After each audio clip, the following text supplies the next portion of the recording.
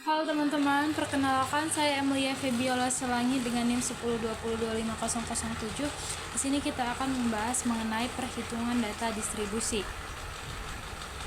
Jadi, data distribusi normal yang sering disebut juga distribusi Gaussian merupakan distribusi probabilitas yang penting dan paling banyak digunakan dalam statistika.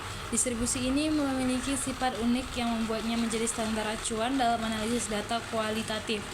Banyak fenomena alam, sosial, dan ekonomi mengikuti distribusi normal, seperti tinggi badan manusia, nilai ujian mahasiswa, berat badan bayi baru lahir, serta kesalahan pengukuran dalam eksperimen ilmiah.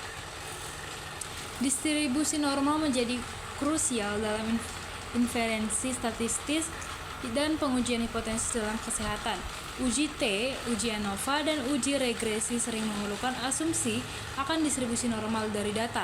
Dengan pemahaman tentang distribusi normal, para peneliti dapat menginterpretasikan hasil analisis statistik dengan lebih akurat. Misalnya, dalam penelitian efektivitas obat, distribusi normal membantu mengevaluasi sejauh mana perbedaan antara kelompok pasien dapat dianggap sebagai hasil yang signifikan secara statistik. Adapun 3 alasan pentingnya distribusi normal, yaitu yang pertama, pengukuran yang dihasilkan biasanya berasal dari proses acak. Yang kedua, distribusi normal dapat digunakan sebagai pembanding dua jenis distribusi lainnya. Yang ketiga, distribusi normal dapat digunakan sebagai pembanding untuk jenis distribusi lainnya. Adapun ciri-ciri distribusi normal atau kurva normal, yaitu bentuk kurva merupakan lonceng simetris dengan satu puncak dinilai rata-rata. Mean, median, modus, ketiganya berlimpit di titik tengah kurva. Kurva asimetris sempurna, luas daerah di kiri min sama dengan luas di kanan min, masing-masing 0,5. Kurva mendekati 0 ketika menjauh dari min, tapi tidak pernah benar-benar menyentuh sumbu X, sehingga teoritis memanjang. Selanjutnya, luas total di bawah kurva sama dengan 1. Syarat distribusi probabilitas kontinu mengikuti aturan empiris 68 kurang 95 kurang 99,7, yang dimana 1 kurang lebih simpangan baku sekitar 68% data, kurang lebih 2 simpangan baku sekitar 95% data, kurang lebih 3 simpangan baku sekitar 99,7 data. Secara formal, distribusi normal bergantung pada 2 parameter, min dan sigma standar deviasi. Adapun kelemahan dan kekurangan distribusi normal, yaitu meskipun matematis sangat rapi, distribusi normal punya beberapa keterbatasan saat dipakai di dunia nyata. Yang pertama itu, tidak semua data nyata berdistribusi normal. Asumsi normalitas sering tidak terpenuhi, terutama data yang skewed atau miring, bimodal, atau dengan outlier kuat. Jika tetap dipaksakan sebagai normal, inferensi statis misalnya uji T dan ANOVA bisa menjadi bias atau kurang akurat. Yang kedua, terlalu sensitif terhadap outlier yang memengaruhi nilai min dan varians, yang justru menjadi parameter utama distribusi normal, sehingga bisa mengubah kesimpulan analisis. Dalam konteks ini, distribusi normal kurang robust dibanding distribusi lain yang lebih tahan terhadap pencilan. Selanjutnya, karakteristik distribusi normal. Suatu distribusi data dikatakan berdistribusi normal apabila data berdistribusi simetris, yaitu bila rata-rata, median, dan modus sama. Karakteristik distribusi normal antara lain: A, grafik akan selalu di atas sumbu datar X. B, bentuknya simetris terhadap X sama dengan V. C, mempunyai satu modus atau unimodal. Dan D, grafiknya mendekati berasimtot sumbu datar XE. Dan E, luas daerah grafik selalu sama dengan 1 satuan unit persegi. Dari kurva tadi dapat dilihat bahwa kurva berbentuk gemta atau mu sama dengan MD sama dengan MO. Kurva berbentuk simetris, kurva normal berbentuk asimptotis, kurva mencapai puncak pada saat X sama dengan mu. Luas daerah di bawah kurva adalah 1 banding 1/2 di sisi kanan nilai tengah dan 1/2 di sisi kiri.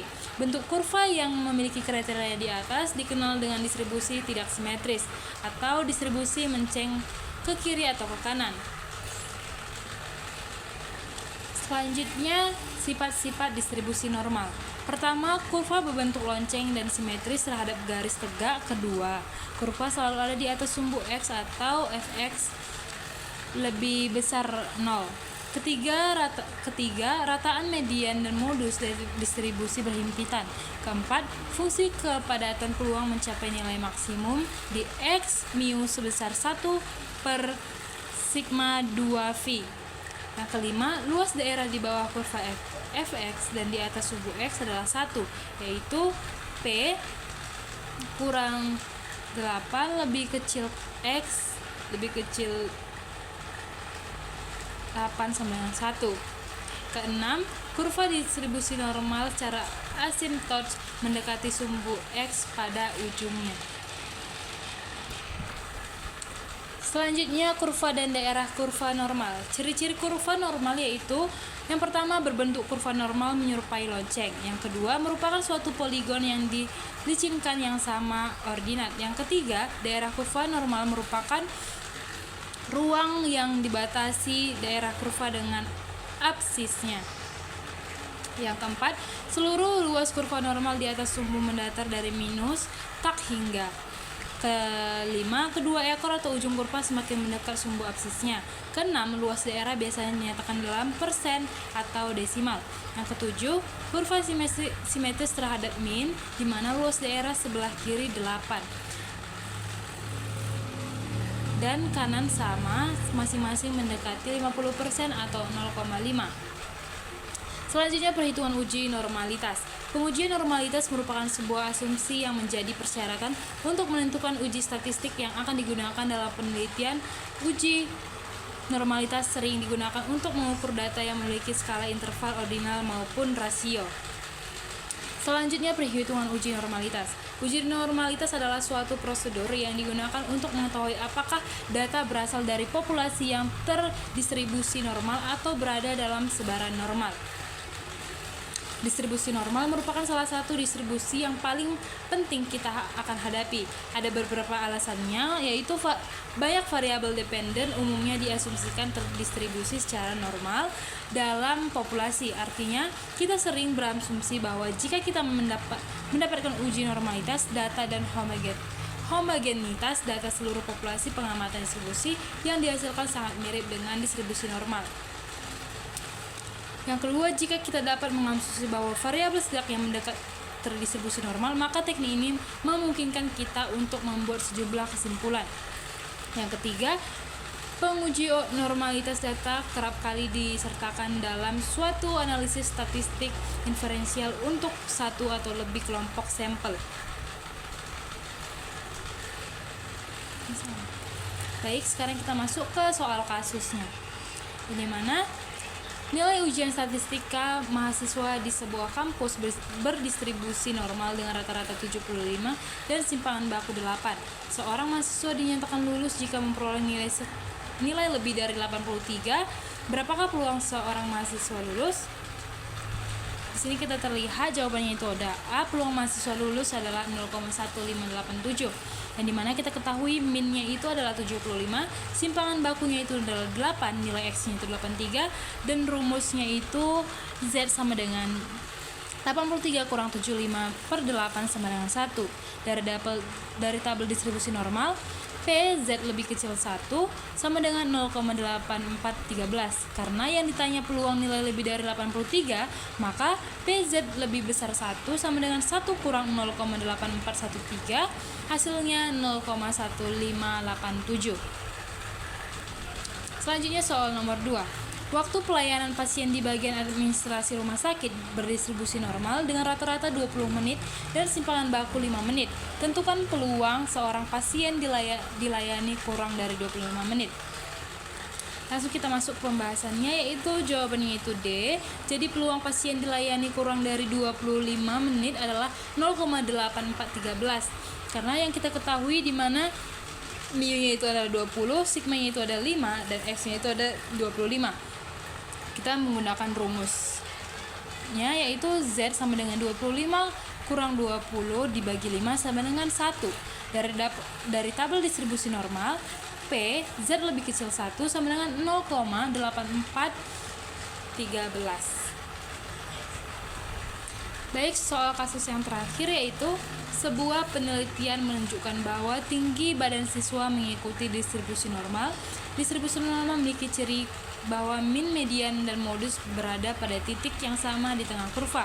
Berdasarkan pertanyaan tersebut, bentuk kurva distribusi normal adalah, jawabannya itu C, karena distribusi normal memiliki karakteristik berbentuk lonceng atau bell curve simetris. Min, median, modus berada di tengah kurva.